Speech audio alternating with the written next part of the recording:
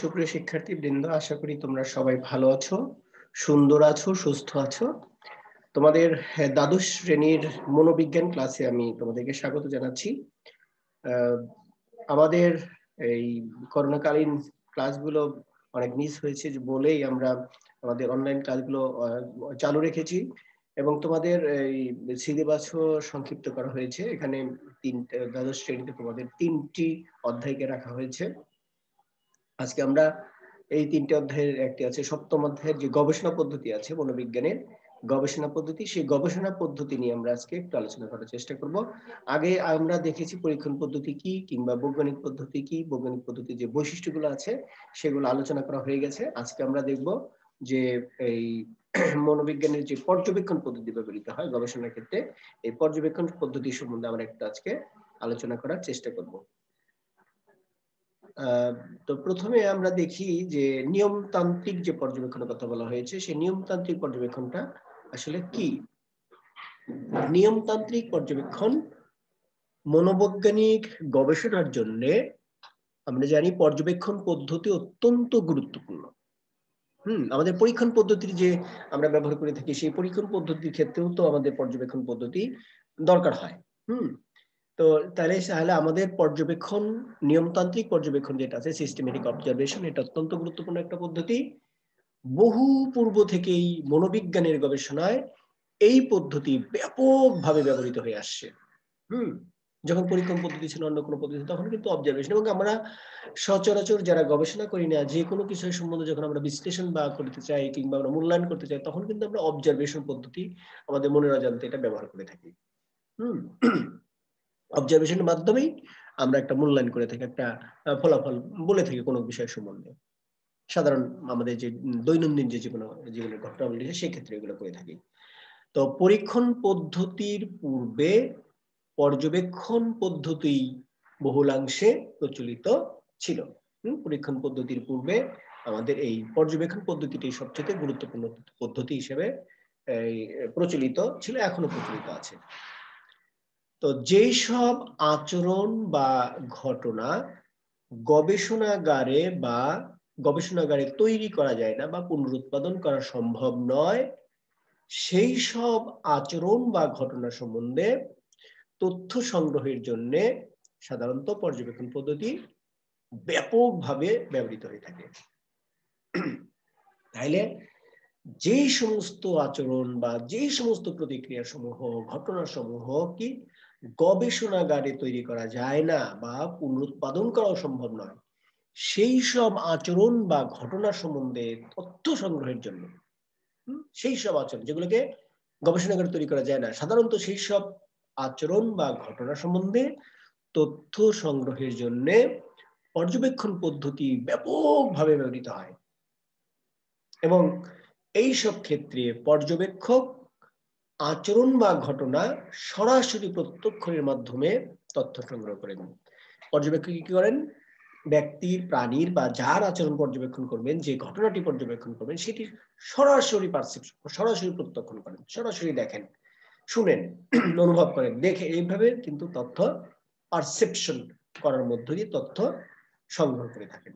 অর্থাৎ একটি আচরণ স্বাভাবিক পরিবেশে যেভাবে ঘটে, পর্যবেক্ষক ঠিক সেইভাবেই পর্যবেক্ষণ করে থাকেন। নিয়মতান্ত্রিক পর্যবেক্ষণটা কি? একটি আচরণ স্বাভাবিক পরিবেশে যেভাবে ঘটে, পর্যবেক্ষক ঠিক সেইভাবে পর্যবেক্ষণ করে থাকেন। পিভি ইয়াং, কয়েকজন মনোবিজ্ঞানীর আমরা ডেফিনেশনটা একটু দেখার চেষ্টা করি। পিভি ইয়াং 1956 সালে উনি ডেফিনেশনটা দিয়েছেন এইভাবে, যে দৃশ্যমান বিষয়বস্তুকে সুশৃঙ্খলভাবে দেখাকেই পর্যবেক্ষণ হিসেবে সংজ্ঞায়িত করা যায়। দৃশ্যমান বিষয়বস্তু, দৃশ্যমান বিষয়বস্তু বলতে যে সমস্ত বস্তুগুলোকে, বিষয়গুলোকে, ঘটনাগুলোকে আমরা দেখতে পাই কিংবা প্রত্যক্ষণ করতে পারি, শব্দ শুনতে পাই, বুঝতে পাই, তার অর্থগুলো অনুধাবন করতে পারি, এরকম দৃশ্যমান বিষয়বস্তুগুলোকে সুশৃঙ্খলভাবে, একদম সিস্টেমেটিক ওয়েতে, কোনো এলোমেলো ভাবে নয়, সুশৃঙ্খল উপায়, কোন আচরণের পর কোন আচরণ হলো, কোন আচরণের কারণে সে হাসলো, কাঁদলো, দুঃখ পেল, রেগে গেল, কিংবা আক্রমণাত্মক হলো, অন্যায় কাজ করলো, ক্ষতিগ্রস্ত করলো অন্যকে, এই বিষয়গুলোকে একটা সুশৃঙ্খল উপায়ে পর্যবেক্ষণ করা হিসেবেই সংজ্ঞায়িত করেছেন। Observation may be defined as a systematic viewing coupled with consideration of seen phenomena. তো যাই হোক, এরপরে রবার্ট এ ব্যারন, মনোবিজ্ঞানী রবার্ট এ ব্যারন 2004 সালে, তার মতে নিয়ন্ত্রিত পর্যবেক্ষণ এমন একটি পদ্ধতি, তার মতে কি নিয়ন্ত্রিত পর্যবেক্ষণ এমন একটি পদ্ধতি যা স্বাভাবিক জাতে বা বিভিন্ন ঘটনা বা তার প্রক্রিয়া সমূহকে খুব সতর্কতার সাথে পর্যবেক্ষণ এবং পরিমাপ করে। নিয়ন্ত্রিত পর্যবেক্ষণ কি হচ্ছে? বিজ্ঞানের এমন একটি পদ্ধতি যা স্বাভাবিক জাতে বা বিভিন্ন ঘটনা বা তার প্রক্রিয়া সমূহকে খুব সতর্কতার সাথে পর্যবেক্ষণ এবং পরিমাপ করে। বলছে যে এটা বিজ্ঞানের একটা পদ্ধতি যেটা কি করবে, স্বাভাবিক অবস্থায় স্বাভাবিকভাবে, যে জাতে মানে স্বাভাবিক জাতে বলতে এখানে স্বাভাবিকভাবে উৎপন্ন হওয়া, স্বাভাবিকভাবে জন্ম নেওয়া বিভিন্ন ঘটনা কিংবা তার যে প্রক্রিয়া সমূহ রয়েছে, স্বাভাবিকভাবে তৈরি হওয়া, স্বাভাবিকভাবে সৃষ্টি হওয়া বিভিন্ন ঘটনা বা তার প্রক্রিয়া সমূহকে খুবই সতর্কতার সাথে পর্যবেক্ষণ করাকে বলা হয়েছে নিয়ন্ত্রিত পর্যবেক্ষণ। এটা হচ্ছে পিভি কি বলে, এটা রবার্ট এ ব্যারন। আচ্ছা, এরপরে আমরা দেখি, তো ওনার ইংরেজি যদি সংজ্ঞাটা আমরা একটু দেখি, এখানে systematic observation A basic method of science, বিজ্ঞানের একটা মৌলিক পদ্ধতি, ইন হুইচ, যেখানে দ্য ন্যাচারাল ওয়ার্ল্ড, প্রাকৃতিক যে পরিবেশ, প্রাকৃতিক যে বিশ্ব, or various events or processes in it, হ্যাঁ, যেখানে স্বাভাবিক ক্ষেত্রে, স্বাভাবিক পরিবেশে বিভিন্ন ধরনের ঘটনা বা এর প্রক্রিয়া সমূহ পর্যবেক্ষণ করা হয়, আর অবজার্ভ, পর্যবেক্ষণ করা হয়, এন্ড মেজার, পরিমাপ করা হয়, in a very careful manner, খুবই সতর্কতার সাথে। 2004 সালে এই সংজ্ঞাটি দিয়েছেন।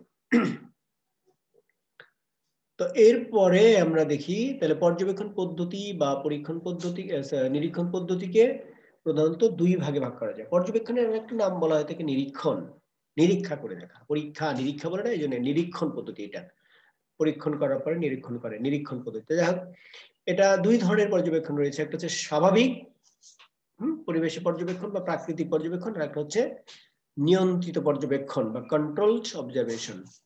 তো আমরা ন্যাচারাল অবজারভেশনটাকে দেখি। স্বাভাবিক যে পর্যবেক্ষণটা আছে, স্বাভাবিক পর্যবেক্ষণে কি হয়, স্বাভাবিক পরিবেশের ভেতর আচরণ যেভাবে সৃষ্টি হয় সেইভাবেই তার আচরণ পর্যালোচনা করার যে পদ্ধতি তাকে বলা হয় স্বাভাবিক পর্যবেক্ষণ। স্বাভাবিক পরিবেশে আচরণ যেভাবে সৃষ্টি হয় ঠিক সেইভাবেই তার পর্যালোচনা করার পদ্ধতিকে বলা হয় স্বাভাবিক পর্যবেক্ষণ। যেমন বিবাহ বিচ্ছেদ, হ্যাঁ, সামাজিক সংঘর্ষ, দুর্ভিক্ষ, দাঙ্গা ইত্যাদি ঘটনার কারণ নির্ধারণের জন্য মনোবিজ্ঞানী স্বাভাবিক পর্যবেক্ষণ পদ্ধতির সহায়তা নিতে পারেন। কারণ বিবাহ বিচ্ছেদে আসলে কি ঘটনা ঘটে সেটার আগে পরের ঘটনাগুলো সম্বন্ধে নিখুঁত, হ্যাঁ, বিষয়গুলো নেওয়া, হ্যাঁ, এর কারণগুলো নেওয়া, এর মানে একবারে ফলাফলটা কখন সর্বশেষ ঘটনাগুলো ঘটছে, কেন ঘটছে, কিভাবে ঘটছে, তাদের কি কি মূল কারণগুলির মধ্যে রয়েছে, এই বিষয়গুলো আসলে স্বাভাবিক পরিবেশে যেভাবে ঘটে থাকে সেই সময়েই মানে অবিচ্ছিন্ন থেকে পর্যবেক্ষককে কিন্তু এই বিষয়গুলো সম্বন্ধে তথ্য সংগ্রহ করতে হয়।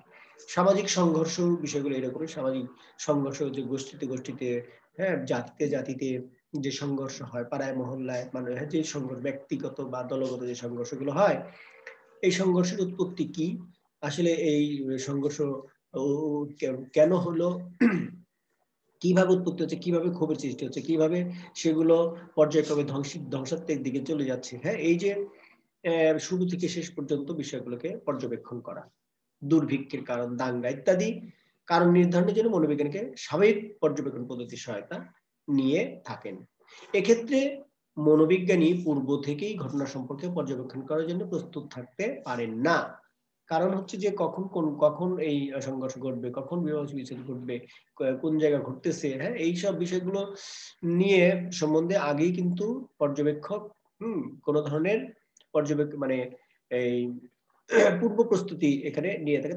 তিনি করবেন গবেষণা, যদি তিনি গবেষণা করতে ইচ্ছুক হন তাহলে তিনি স্পটে যেভাবে যেভাবে ঘটছে তার লক্ষ্য যদি থেকে থাকে তাহলে তিনি সেই স্বাভাবিক আচরণগুলোকে, স্বাভাবিক অবস্থায় সংঘটিত আচরণগুলোকে পর্যবেক্ষণ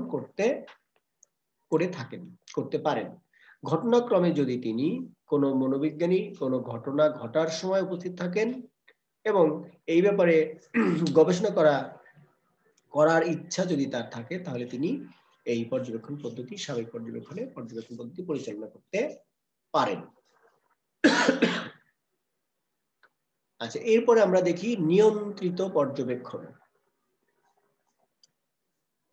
যে পদ্ধতিতে পর্যবেক্ষক পূর্ব প্রস্তুতি সহকারে স্বাভাবিক পরিবেশে সংঘটিত কোনো ঘটনা বা আচরণ প্রত্যক্ষ করেন তাকে নিয়ন্ত্রিত পর্যবেক্ষণ বলা হয়। অর্থাৎ একটা নিয়ন্ত্রণ রয়েছে কিছুটা। এটা একটা পর্যবেক্ষণের পদ্ধতি। এই পদ্ধতিতে পর্যবেক্ষক আগের একটা প্রিপারেশন নিয়ে থাকেন এবং প্রিপারেশন নিয়েই ন্যাচারাল এনভায়রনমেন্টে যে ঘটনাগুলো, ইভেন্টগুলো ঘটছে, যে আচরণগুলো সংঘটিত হচ্ছে সেগুলো প্রত্যক্ষ করে থাকেন। তাহলে এটা হচ্ছে পর্যবেক্ষণের এমন একটি পদ্ধতি যেখানে পূর্ব প্রস্তুতি সহকারে স্বাভাবিক পরিবেশে সংঘটিত কোনো ঘটনা বা আচরণ প্রত্যক্ষ করা হয়, তাকে বলা হয় নিয়ন্ত্রিত পর্যবেক্ষণ। এক্ষেত্রে পর্যবেক্ষক কি কি বিষয় পর্যবেক্ষণ করবেন এবং কিভাবে পর্যবেক্ষণ করবেন সেই সম্পর্কে পূর্বেই একটি পরিকল্পনা তৈরি করেন। একটা আচরণের ক্ষেত্রে আচরণের অনেকগুলো অংশ থাকে এবং এই আচরণ, ঘটনা বা যাই পর্যবেক্ষণ করতে চান সেই আচরণের বা ঘটনার আসলে কোন বিষয়গুলোকে তিনি পর্যবেক্ষণ করবেন এবং সেই বিষয়গুলো কিভাবে পর্যবেক্ষণ করবেন সেই সম্পর্কে পূর্বে থেকেই একটি পরিকল্পনা তৈরি করেন এবং সেভাবে পর্যবেক্ষণ করে থাকেন এই নিয়ন্ত্রিত পর্যবেক্ষণের ক্ষেত্রে। অনেক সময় পর্যবেক্ষক আচরণের খুঁটিনাটি দিক লিপিবদ্ধ করেন যাতে তিনি কোনো প্রয়োজনীয় বিষয় ভুলে না যান। তাহলে কি করেন এই ক্ষেত্রে পর্যবেক্ষক অনেক সময় আচরণের যে খুঁটিনাটি কিছু দিক রয়েছে সেগুলো লিপিবদ্ধ করেন যাতে প্রয়োজনীয় কোনো বিষয় ভুলে না যান। বিস্তারিত পর্যবেক্ষণের সুবিধার জন্য অনেক ক্ষেত্রে তিনি টেপ রেকর্ডার কিংবা ক্যামেরাও ব্যবহার করতে পারেন। সতর্কতার সাথে পর্যবেক্ষণ করলে কি হয়? সতর্কতার সাথে পর্যবেক্ষণ করলে এই পদ্ধতিতে আচরণ সম্পর্কিত অনেক মূল্যবান তথ্য সংগ্রহ করা সম্ভব। সতর্কতার সাথে পর্যবেক্ষণ করলে এই পদ্ধতিতে আচরণ সম্পর্কিত অনেক মূল্যবান তথ্য সংগ্রহ করা সম্ভব। যেমন শিশুর আচরণ নিয়ে গবেষণা করার জন্য মনোবিজ্ঞানী বিভিন্ন পরিবেশে বিভিন্ন বয়সের শিশুর যাবতীয় ক্রিয়াকলাপ এই পদ্ধতিতে প্রত্যাশা করতে পারেন। চাইল্ড বিহেভিয়ার নিয়ে যদি গবেষণা করতে চান তাহলে কি করতে হবে? চাইল্ডদের বিভিন্ন পরিবেশে, বিভিন্ন সময়ে, বিভিন্ন রকমের অবস্থায় তাদের যে যাবতীয় ক্রিয়াকলাপ আছে এই যাবতীয় ক্রিয়াকলাপ তিনি এই পদ্ধতিতে প্রত্যক্ষণ করতে পারেন। আমরা এখন দেখব এই পর্যবেক্ষণ পদ্ধতির সুবিধাগুলো কি কি আছে। পর্যবেক্ষণ পদ্ধতির সুবিধা 1 নম্বরে যেটা আছে আমরা দেখি। 1 নম্বরে হচ্ছে যে এই পদ্ধতির সাহায্যে প্রায় সব রকম আচরণ সম্পর্কে তথ্য সংগ্রহ করা সম্ভব। তাহলে পর্যবেক্ষণ পদ্ধতির একটা সবচেয়ে যেটা গুরুত্বপূর্ণ সুবিধা সেটা হলো যে, সবচেয়ে বড় সুবিধা হলো যে কি এই পদ্ধতিতে প্রায় সব রকম আচরণ সম্পর্কেই তথ্য সংগ্রহ করা সম্ভব। 2 নম্বরে হচ্ছে নির্ধারিত ঘটনা বা আচরণকে স্বাভাবিক পরিবেশে পর্যবেক্ষণ করা যায়। যে ঘটনাটা আমি পর্যবেক্ষণ করব বা যে আচরণকে আমরা পর্যবেক্ষণ করবো সেগুলোকে কি যে ন্যাচারালি যেভাবে ঘটে ঠিক সেইভাবেই এটাকে অবজার্ভ করা যায়। 3, এই পদ্ধতির জন্য বিশেষ গাণিতিক দক্ষতা বা জটিল নকশা প্রণয়নের প্রয়োজন নেই। দ্বিতলীয় নকশা, ত্রিতলীয় নকশা, বিভিন্ন ধরনের যে এক্সপেরিমেন্টাল ডিজাইন রয়েছে সেই ডিজাইন প্রণয়ন করার কোনো প্রয়োজন হয় না। কোনো ধরনের গাণিতিক দক্ষতা বা জটিল নকশা প্রণয়নের প্রয়োজন হয় না, এটা একটা সুবিধা। 4 নম্বরে হচ্ছে যেসব ক্ষেত্রে বাহ্যিক আচরণের চাক্ষুষ পর্যবেক্ষণ সম্ভব নয় সেই সব ক্ষেত্রে প্রয়োজনবশত প্রশ্নপত্র এবং সাক্ষাৎকারের মাধ্যমে গুরুত্বপূর্ণ তথ্য সংগ্রহ করা যায়।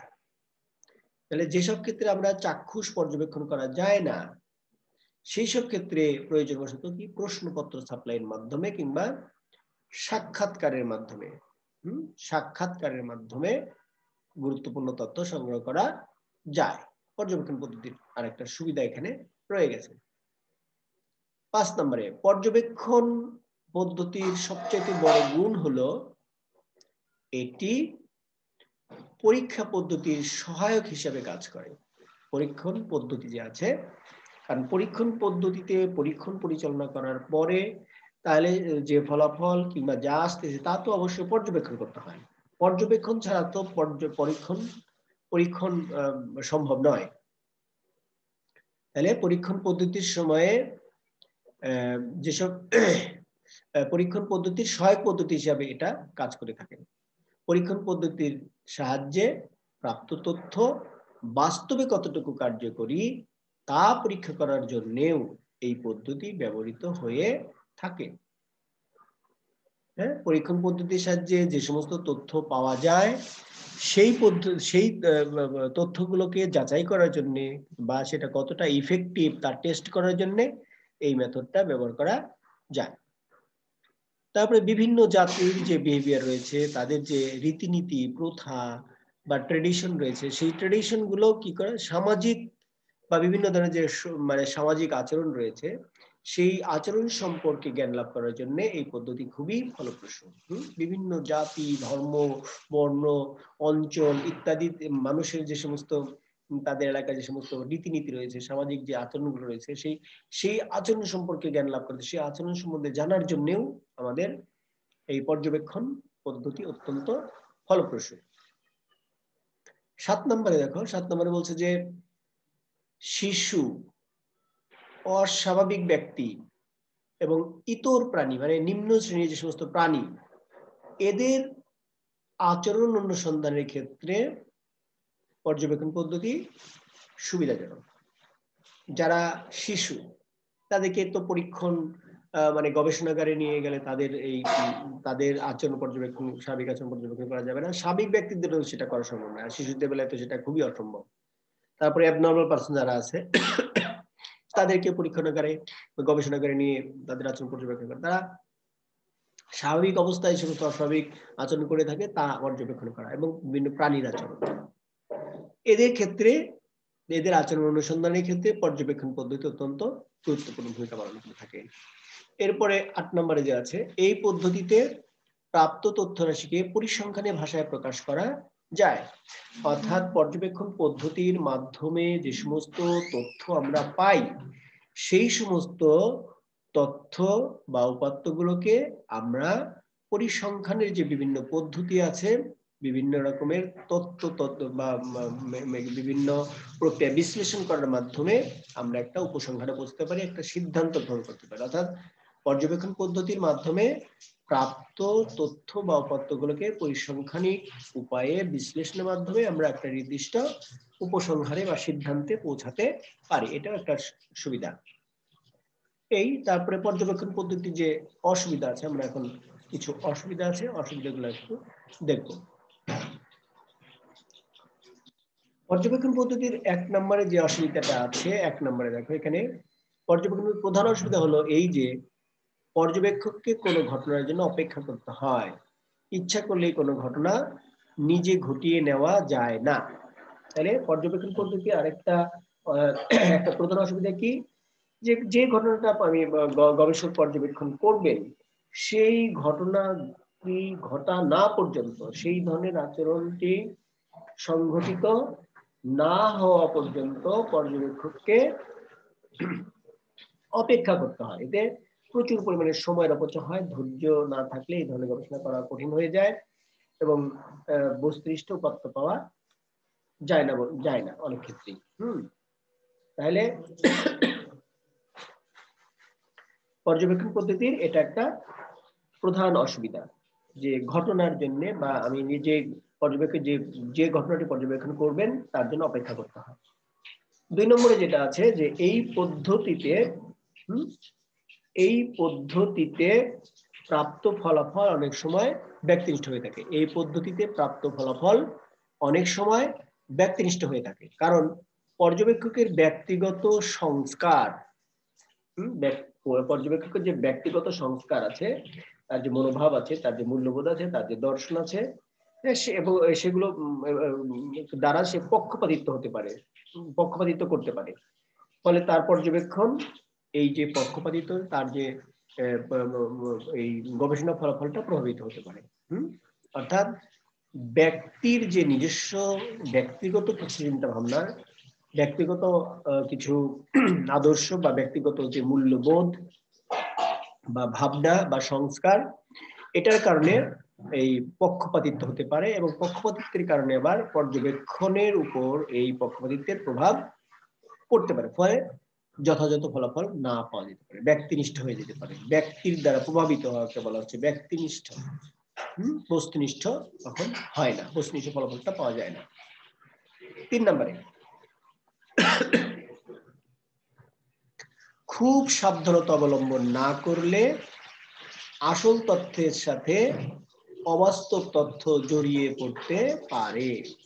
কি হয়, যদি খুব সাবধানতা অবলম্বন করা না হয় তাহলে আসল তথ্যের সাথে অবাস্তব তথ্য জড়িয়ে পড়তে পারে। এখানে এই আরেকটা খুব গুরুত্বপূর্ণ বিষয়, যে পর্যবেক্ষক যে ঘটনাটি পর্যবেক্ষণ করতে চাচ্ছেন সেই ঘটনাটি পর্যবেক্ষণের সময় যদি তিনি খুব অ্যালার্ট না থাকেন, তাহলে দেখা যাবে যে যা পর্যবেক্ষণ করতে যাচ্ছেন সেটার সাথে সাথে অন্য অপ্রাসঙ্গিক অনেক তথ্য জড়িয়ে পড়তে পারে। এরপরে কপট বা ভণ্ড ব্যক্তির আচরণ পর্যবেক্ষণে অসুবিধা হয়। যদি ব্যক্তি কপট হয়ে থাকে, অসাধু হয়ে থাকে, তাহলে তার আসলে আচরণগুলো, তার সত্যিকার অর্থে সেটা পর্যবেক্ষণ করা খুব কঠিন হয়। এরপরে যেটা আছে আমরা দেখি, এখানে আরেকটু রয়ে গেছে, সেটা হচ্ছে যে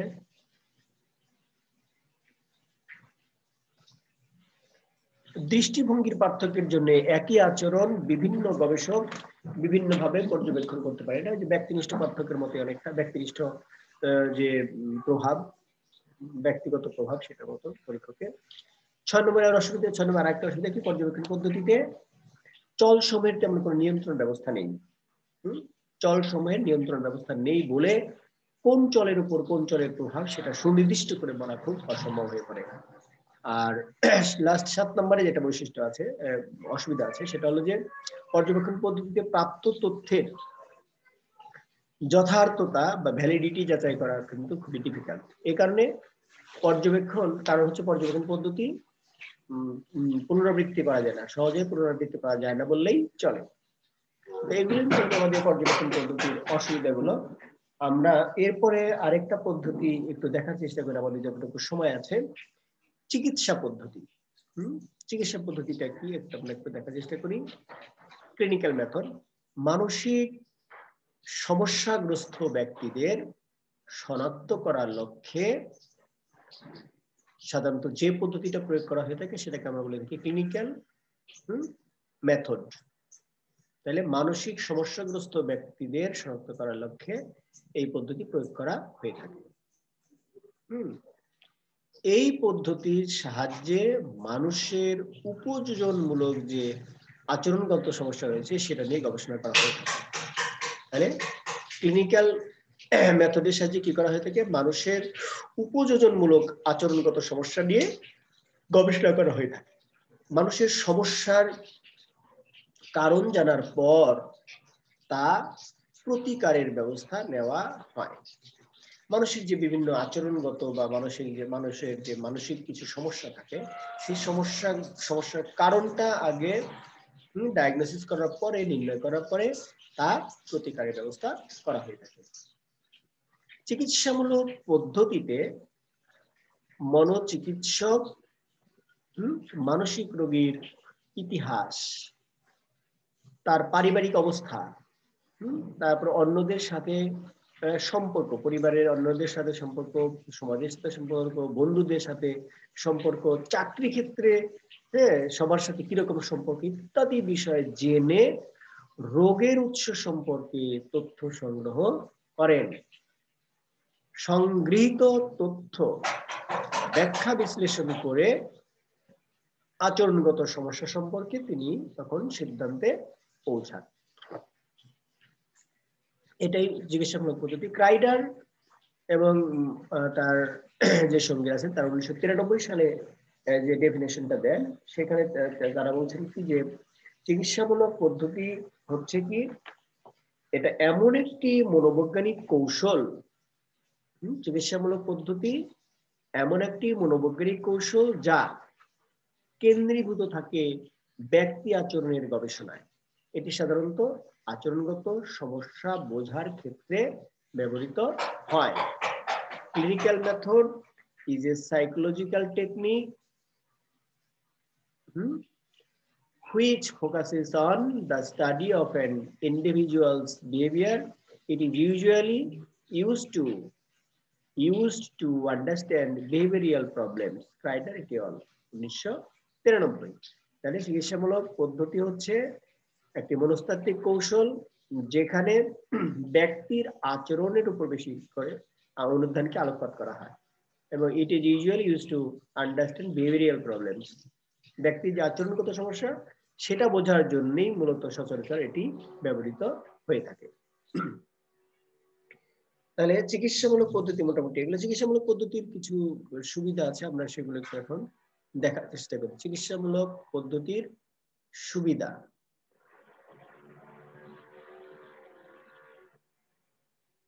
এখানে চিকিৎসামূলক পদ্ধতির সুবিধাগুলো রয়েছে যে 1 নম্বর হচ্ছে কি, মানসিক রোগের কারণ এবং এর গতি প্রকৃতি জানা যায়। চিকিৎসামূলক পদ্ধতিতে সুবিধাটা কি যে মানসিক রোগের যে কারণ, মানসিক রোগের কারণ এবং এর গতি প্রকৃতি সম্বন্ধে জানা যায়। মানসিক রোগের কি কারণে মানসিক রোগী হয়, মানসিক রোগ হয়, এই রোগ হলে তার পরবর্তীতে কি হতে পারে, বর্তমানে সে কি ধরনের আচরণ করতে পারে, কিভাবে এটাকে কি বলে প্রতিরোধ করা যায় কিংবা এটা প্রতিকার করা যায় সম্বন্ধে জানা যায়। আর মানসিক সমস্যাগ্রস্ত ব্যক্তির নিকট থেকে তথ্য সংগ্রহ করা যায়। চিকিৎসামূলক পদ্ধতিতে মানসিক যে সমস্যাগ্রস্ত ব্যক্তি আছে তাদের থেকেও তথ্য সংগ্রহ করা যায়। চিকিৎসক দীর্ঘদিন যাবৎ বহু মানসিক রোগীর আচরণ বিশ্লেষণ করে অনেক তথ্য সংগ্রহ করতে পারেন। বহু মানুষের মানসিক রোগীর আচরণ বিশ্লেষণ করে চিকিৎসক দীর্ঘদিন যাবৎ এরকম বিশ্লেষণ করার মধ্যে দিয়ে বহু তথ্য সংগ্রহ করতে পারেন। এরপরে দীর্ঘদিন ধরে বহু মানসিক রোগীর আচরণ পর্যবেক্ষণ করে সেই অভিজ্ঞতা থেকে সঠিক সিদ্ধান্ত নিয়ে থাকেন। অর্থাৎ দীর্ঘদিন ধরে মানসিক রোগীর যে আচরণ সেটা পর্যবেক্ষণ করেন, এবং পর্যবেক্ষণ করে কি হয় যে সেই অভিজ্ঞতা থেকে সঠিক সিদ্ধান্ত, মানসিক আচরণ, মানসিক রোগের বিভিন্ন ধরনের অসুবিধা আছে সে সম্বন্ধে সঠিক একটি সিদ্ধান্ত গ্রহণ করতে পারেন। চিকিৎসামূলক পদ্ধতির অসুবিধাগুলো আমরা এখন একটু দেখবো। অসুবিধাগুলো হচ্ছে যে 1 নম্বরে যেটা আছে আমরা দেখি, 1 নম্বর হচ্ছে যে এই পদ্ধতিতে যেভাবে তথ্য সংগ্রহ করা হয় তা বিজ্ঞানসম্মত নয়। মানসিক রোগী প্রদত্ত তথ্য কতটুকু সঠিক তা যাচাই করা সহজ নয়, এটা একটা সমস্যা। আর তথ্য সংগ্রহের কোনো নির্দিষ্ট নিয়ম নেই, যে একটা নির্দিষ্ট নিয়মে আমরা তথ্যটা সংগ্রহ করি এরকম কোনো নিয়ম নেই। আর পরীক্ষণমূলক প্রকল্প গঠন করা যায় না। এই তো আমরা বৈজ্ঞানিক পদ্ধতি যে বিষয়গুলো সেগুলো এখানে আছে, এটা যাচ্ছি না। আমরা একটু দেখি যতটুকু সময় আছে চল সম্বন্ধে একটু দেখার চেষ্টা করি। জাস্ট চলটা কি? চল বা চলক ইংরেজিতে আমরা বাংলাতে বলে থাকি। চলের ইংরেজি প্রতিশব্দ হচ্ছে ভ্যারিয়েবল। এই চল একটি বৈজ্ঞানিক শব্দ যার অর্থ হচ্ছে চলনশীল বা পরিবর্তনশীল অবস্থা। সুতরাং শাব্দিক অর্থে পরিবর্তনশীল গুণ বা বৈশিষ্ট্য হচ্ছে চল। পরিবর্তনশীল যে সমস্ত বৈশিষ্ট্যগুলো, যেমন শব্দের তীব্রতা, আলোর তীব্রতা, বস্তুর ওজন ইত্যাদি হচ্ছে চল। এছাড়াও প্রাণীর বয়স, স্বাস্থ্য, বুদ্ধি ইত্যাদি চলের উদাহরণ চলের উদাহরণ। রোডিজার এবং তার সঙ্গীরা 1984 সালে বলছেন কি চল শব্দটি বা চলক শব্দটি কতগুলো বৈশিষ্ট্যকে বোঝায় যাকে পরিমাপ বা পরিচালনা করা যায়। The term variable refers to some characteristics that can be measured or manipulated. রোডিজার এবং 1984 সাল। জন সি রাস 1984 সালে বলছেন যে বিজ্ঞানীগণ বলেন পৃথিবীর যে কোনো পরিমাপযোগ্য বিষয় যা সময়ের সাথে সাথে পরিবর্তিত হয় তাকে চল বলে।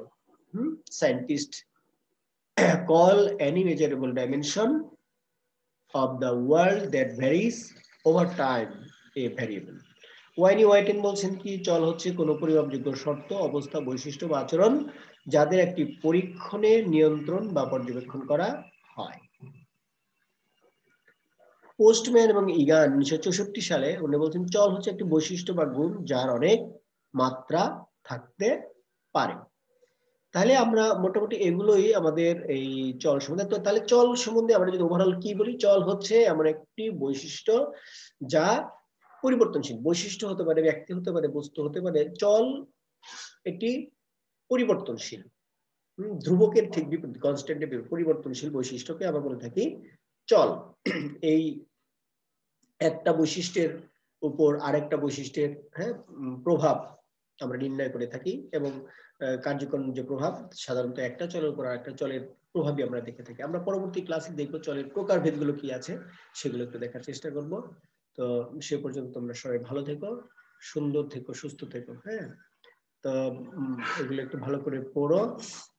থ্যাংক ইউ তোমাদেরকে, থ্যাংক ইউ ভেরি মাচ। সুন্দর থেকো।